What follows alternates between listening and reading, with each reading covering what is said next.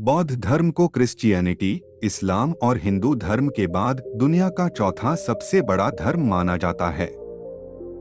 दरअसल बौद्ध धर्म दुनिया के सबसे पुराने धर्मों में से एक है, जो आज से करीब 2500 साल पहले गौतम बुद्ध के द्वारा भारत में शुरू किया गया था और आज दुनिया की 7% से ज्यादा आबादी यानी करीब 54 करोड़ लोग इस धर्म को फॉलो करते हैं।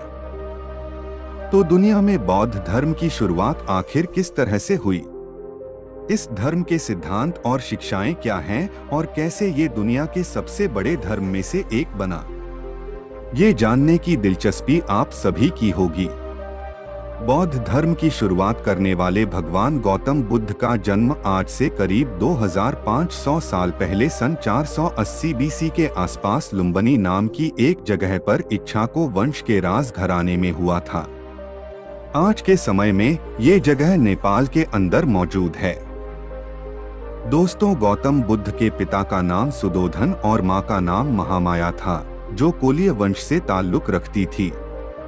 जन्म के समय गौतम बुद्ध का नाम सिद्धार्थ गौतम था। बुद्ध नाम उन्हें ज्ञान की प्राप्ति होने के बाद दिया गया। गौतम बुद्ध का शुरुआती जीवन बड़े ही ऐसो आराम में गुजरा, क्योंकि उनके पिता उनके ऊपर दुख और पीड़ा को नहीं देखना चाहते थे। गौतम बुद्ध को लेकर हुई थी ये बड़ी भविष्यवाणी। दरअसल जन्म के समय गौतम बुद्ध के बारे में ये भविष्यवाणी की गई थी कि वे आगे चलकर अपने पिता की राज गद्दी पर राजपाट नहीं संभालेंगे, बल्कि इसकी जगह वे लोगों को धर्म का मार्ग दिखाने का काम करेंगे। और ये भविष्यवाणी सुनने के बाद राजा सुदोधन काफी चिंतित हो गए थे। इसलिए उन्होंने ये फैसला लिया कि वे सिद्धार्थ को एक ऐसा जीवन देंगे जो पूरी तरह खुशियों से भरा होगा और जहां संसार के दुख व पीड़ाएं उन्हें छू भी नहीं पाएंगी। यही वजह थी कि गौतम बुद्ध ने अपना शुरुआती जीवन आलीशान महलों में रहकर बिताया, जहां उनकी हर एक इच्छा पूरी की जाती थी। यहाँ तक कि राजा सुदोधन ने सिद्धार्थ की सेवा में लगी बूढ़े, बीमार व बदसूरत देखने वाले नौकरों को महल से निकाल दिया था और उनकी जगह जवान व सुंदर नौकर ही गौतम बुद्ध की सेवा में लगाए जाते थे। उनकी सेवा में लगा कोई भी नौकर उनसे जीवन के दुखों के बारे में कभी कोई बात नहीं करता था, जिसके चलते गौतम बुद्ध को कभी ये पता ही नहीं चल सका कि इंसान के जीवन में दुख जैसी कोई चीज भी होती है, बल्कि उन्हें तो लगता था कि दुनिया में खुशियों के अलावा और कुछ नहीं होता। यहाँ तक कि दोस्तों, उनकी पसंद की एक सुंदर लड़की से उनकी शादी भी करवा दी गई थी। लेकिन इतना सब कुछ होने के बावजूद भी गौतम बुद्ध को अपनी लाइफ से कभी संतुष्टि नहीं हुई। उन्होंने अपने जिंदगी के 29 साल इसी तरह महल में रहकर ऐशो आराम के साथ बिताए। जब गौतम बुद्ध पहली बार अपने महल से बाहर निकले, 29 साल की उम्र में जब वो पहली बार अपने महल से बाहर निकले, तो जिंदगी की हकीकत को देखकर वो पूरी तरह हैरान रह गए।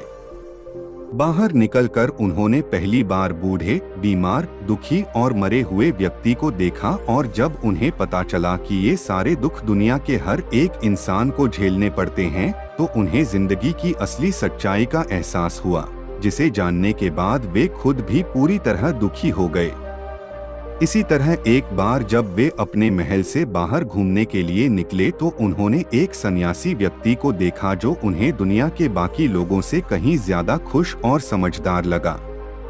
उसको देखते ही गौतम बुद्ध ने ये तय कर लिया कि वे भी अपना राजपाट और लग्जरियस लाइफ को त्याग कर अपना बाकी का जीवन उस मूंग की तरह ही बिताएंगे, ताकि वे इंसान के जीवन से जुड़ी कठिनाइयों और दुखों का जवाब खोज सके। इसके बाद उन्होंने अपनी जिंदगी के 6 साल इसी खोज में एक सन्यासी रहकर बिताए। वे जंगलों में पेड़ पौधों की पत्तियां व फल खाकर गुजारा करते और अपना सारा समय ध्यान करते हुए बिता देते। अक्सर वो मेडिटेशन करते हुए इस गहराई तक चले जाते कि उन्हें कई कई दिन तक खाने पीने का भी होश नहीं रहता था और इस कठोर तपस्या की वजह से ही उनका शरीर किसी कंकाल के जैसा नजर आने लगा था। दोस्तों, एक दिन वो पीपल के पेड़ के नीचे बैठकर इसी तरह ध्यान कर रहे थे कि तभी उन्हें सच्चे ज्ञान का एहसास हुआ। उन्हें समझ आ गया कि इंसान अगर अपनी इच्छाओं को खत्म कर दे तो उसे सभी तरह के कष्टों व दुख खुशी छुटकारा मिल जाएगा। साथ ही उन्हें एहसास हुआ कि दुनिया में सब कुछ समय के साथ लगातार बदलता रहता है और इंसानों के पास उन चेंजेस को स्वीकार करने के अलावा और कोई भी रास्ता नहीं होता। यह विचार आते ही उनके मन से मौत का डर पूरी तरह समाप्त हो गया। दूसरे शब्दों में कहें तो उन्हें ज्ञान की प्राप्ति हो गई थी। वह जिस अवस्था में थे उसे बौद्ध धर्म का अंतिम लक्ष्य यानी निर्वाण माना जाता है, जहां इंसान के अंदर से दुख, पीड़ा और डर खत्म हो जाते हैं। जिस पीपल के पेड़ के नीचे उन्हें ज्ञान प्राप्त हुआ था, बाद में उस पेड़ को बोध वृक्ष और उस जगह को बोधगया का नाम दिया गया। साथ ही ज्ञान प्राप्त होने के बाद वे सिद्धार्थ गौतम की जगह गौतम बुद्ध कहलाए जाने लगे।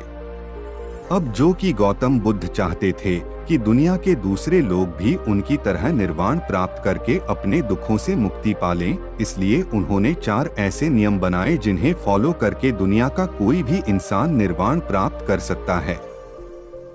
इन नियमों को 4 नोबल ट्रूथ यानी 4 आर्य सत्य कहते हैं और इन्हीं 4 नियमों पर पूरा बौद्ध धर्म आधारित है।